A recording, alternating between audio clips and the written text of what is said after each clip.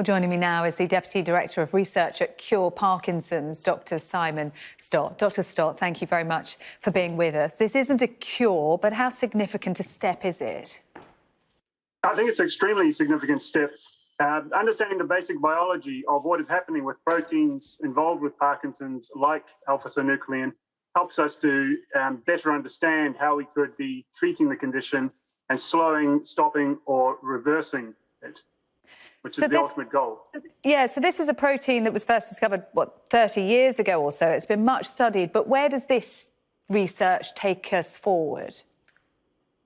It has important implications for ongoing clinical trials. It has been 30 years since alpha-synuclein was, 25 years actually, since alpha-synuclein was first discovered. But we have clinical trials ongoing at the moment that are targeting this protein.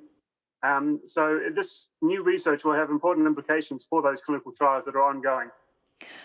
What hopes do you have about what it could potentially lead to?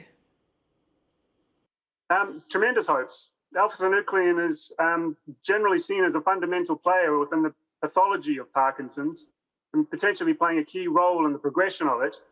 And so if we can have a better understanding of what this protein does generally in the brain, but also within the context of Parkinson's, then that helps us certainly with regards to finding curative therapies for this condition. Yeah, in terms of therapies, what is existing at the moment? What is available to those who are suffering from it? So currently, there are no curative therapies for Parkinson's. Everything that is currently used in the clinic is what we call symptomatic treatments. They cover up the symptoms and let people go about their daily lives, providing great quality of life. But gradually, underneath the surface, the disease is still progressing. And so what we're looking for are what we call disease-modifying therapies that will slow, stop, or reverse the condition. And there are currently, as I said before, there are currently no therapies of that nature. There are, however, a lot of clinical trials ongoing. There are groups like Cure Parkinson's, Michael J. Fox, Parkinson's UK, and we're all working very hard, very collaboratively to bring disease-modifying therapies to the clinic for Parkinson's. And currently there are a lot of trials ongoing. We'll be hearing a lot of clinical trial results this year. And we'll also be seeing the start, hopefully, COVID willing, the start of more disease-modifying therapies as well.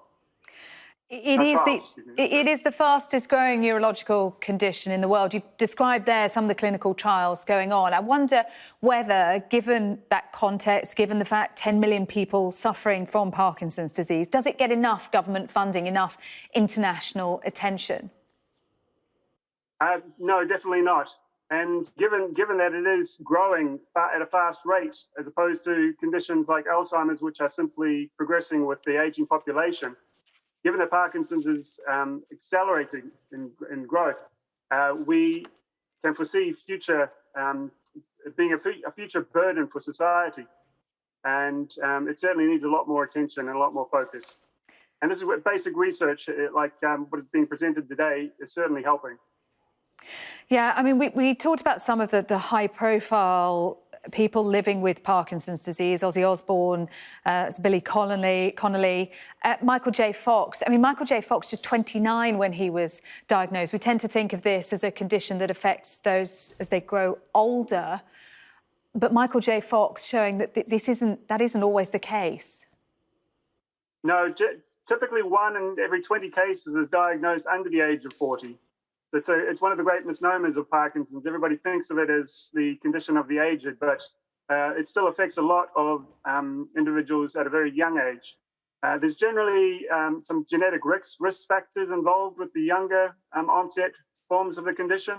And these identification of these genetic risk factors has helped us to better understand the biology of Parkinson's. For example, this protein that we're talking about today, there's genetic risk factors involved with that protein, and that's what led us to this protein in the first place. And a better understanding of the biology of these risk factors is helping us to design therapies that could potentially slow, stop or reverse Parkinson's in the future. And make a huge difference to all of those suffering from it. Dr. Simon Stott, thank you very much.